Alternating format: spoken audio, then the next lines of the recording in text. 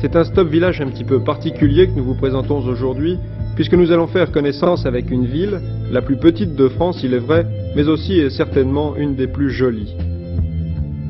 Vous l'avez peut-être reconnu, nous sommes à Gerberoy dans l'Oise, une ville chargée d'histoire où les vieilles pierres sont reines et où les fleurs sont sacrées. Juché sur un étroit plateau, Gerberoy domine toute la région et les hommes ont profité de cette motte, comme on disait au Moyen-Âge, pour y installer une forteresse. Maître Blancard, vous êtes maire de Gerberoy. Est-ce que vous pouvez présenter votre ville? Je crois que c'est la plus petite ville de France. Le dit-on, et je le crois. Gerberoy est une petite ville qui compte aujourd'hui 113 habitants. Elle a un passé chargé d'histoire. Alors aujourd'hui, 113 habitants, un conseil municipal de 11 membres, un gros souci, la réfection de la couverture de notre collégiale. C'est ça, ça pose des problèmes financiers Important. Ah oui. Et dans le conseil municipal, vous avez, je crois, des personnes connues. Oui, tout le monde est connu. Nous avons M. Pierre Dumaillet, vous voulez dire. Oui, qui est un de mes bons amis et qui nous est très précieux au conseil municipal. Et qui habite ici à Et Gerberoy. qui a une résidence secondaire magnifique à Gerberoy.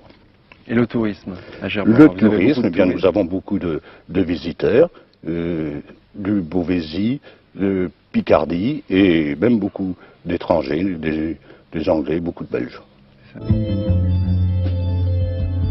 Les touristes viennent en effet nombreux chaque semaine à Gerberoy et tous viennent se mêler à ces pierres, ces maisons ou ces rues qui ont vécu 10 siècles d'histoire de la France, qui ont connu toutes les guerres et puis qui sont retombées dans l'oubli.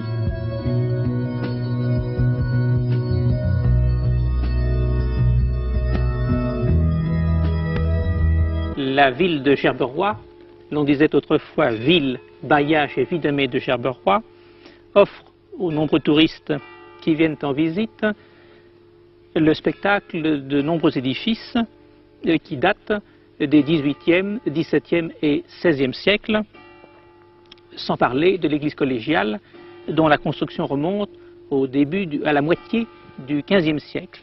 Avant la Révolution, il y a un tribunal qui est présidé par le lieutenant général, ce qui implique la présence de nombreuses personnes, avocats, juges, greffiers, sergents, et la venue des plaideurs. Tout ceci constitue de l'animation et de la vie. D'autre part, Gerberoy dispose d'un chapitre de 12 chanoines, l'église que vous voyez étant non pas l'église de la population, mais l'église du chapitre, et ces chanoines étaient assez riches, avaient des prébendes, et avaient avec eux des sœurs, des parentes, des servantes. La Révolution a supprimé le tribunal, a supprimé le chapitre, et par conséquent, toutes ces personnes, disposant de certains moyens financiers, ont quitté le pays, et leurs maisons ont été vendues à des cultivateurs.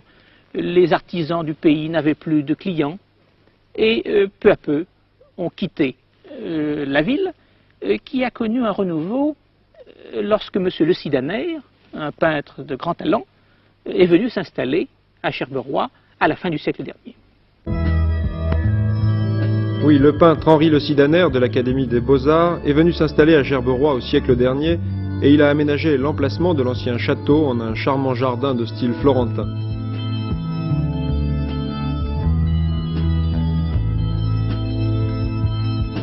Monsieur Le Sidaner, nous sommes dans le jardin que votre père a installé ici à Gerberoy. C'est ça, mon père est né en 1862 à l'île Maurice, il a vécu quelque temps à Dunkerque et était ensuite à Étaples où il a fait partie de l'école des peintres d'Étaples. Il est arrivé à Gerberoy le 3 mars 1901, il y a rapidement acquis une propriété pour y créer le jardin de ses rêves. Et il a été puiser son inspiration, beaucoup en Angleterre, mais également en Italie, aux îles Borromée, sur le lac Majeur. Et c'est ici, nous sommes à l'emplacement de l'ancien château, d'un ancien château de Gerberoy.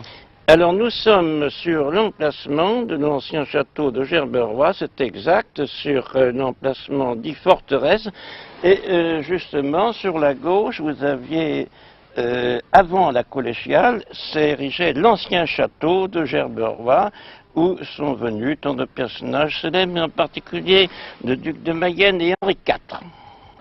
l'épisode le plus controversé est celui de la prétendue visite de Henri IV à Cherbourg. Épisode qui n'est pas attesté par Davila, qui est le principal historien de cette période, mais qui est attesté par le chanoine Pilet, qui est l'historien de Cherbourg. Le roi aurait été blessé dans la région de Neuchâtel, il serait venu à Cherbourg, place forte et loyale, et là, le duc de Parme, commandant de l'armée ennemie, ayant entendu dire que le roi avait été blessé, on avait monté une mise en scène pour faire croire à l'ennemi que le roi était en parfaite santé. Et au moment où l'émissaire ennemi vient à Cherbourg, le roi monte sur son cheval, et dès que l'émissaire est parti, il se remet dans son lit.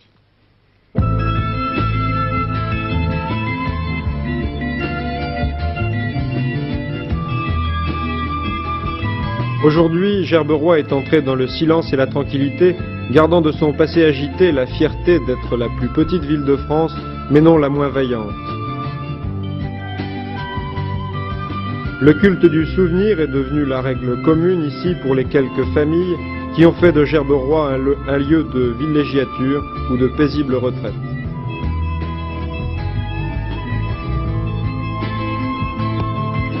Mais il y a des jeunes dans le village en ce moment? Ah oui, ils sont en vacances. Tiens, regarde, il y a des petites pépés là qui descendent là. Le charme de Gerberoy, outre le parfum d'histoire qui en émane, ce sont ses vieilles maisons bien sûr, mais aussi et surtout ce sont ses fleurs et ses jardins.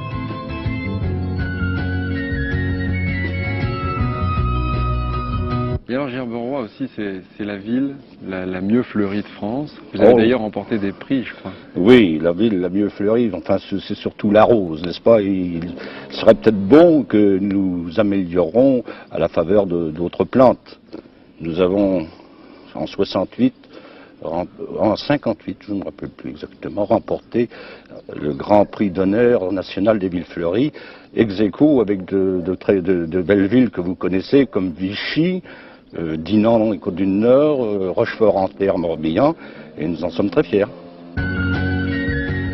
Oui, monsieur le maire, vous pouvez être fier de votre ville, où l'on croit entendre sur chaque pierre sonner les éperons de Louis XIII ou glisser la sandale de pourpre du cardinal de Richelieu.